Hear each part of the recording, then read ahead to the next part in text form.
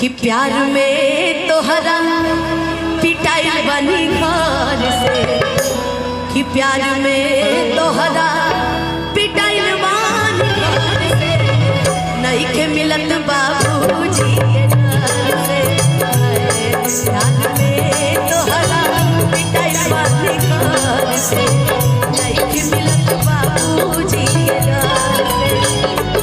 गिर गई हम तो सब का नजर से, गिर गई हम तो सब का नजर से, नहीं के मिलत बाबूजी के घर से। तोहरा पिटाई बनी घर से, नहीं के मिलत बाबूजी के घर से।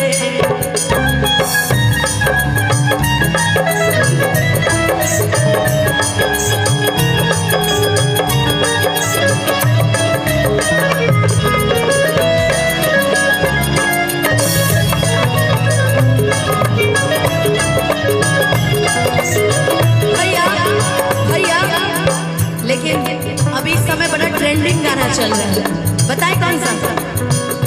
उम्र भर सो न सकेंगे, किसी के हो न सकेंगे,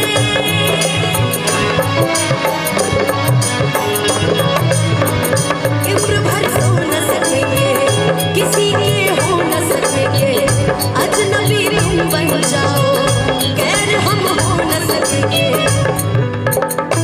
कि किसी बेगाने की खातिर तुमने अपनों को रुला दिया, किसी बेगाने की खातिर तुमने अपनों को भुला दिया, कि तुमने अपनों को भुला दिया। तेरे वादे हो इरादे, तेरे वादे हो इरादे, उम्मीद वाले सब कुछ भुला दिया, वफा का कैसा सिला दिया, सब कुछ भुला दिया, वफा का कैसा सिला दिया।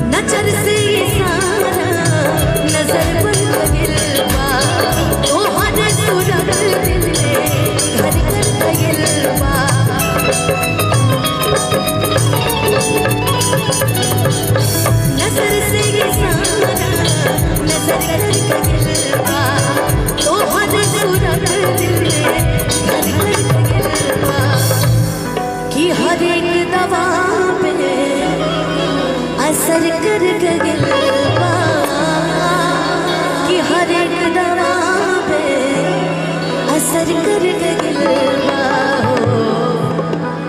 कि कुछ खैले नहीं, कि कुछ खैले नहीं, कि कुछ खैले नहीं, काले तो पहाड़ी मिलत नहीं की बाबूजी के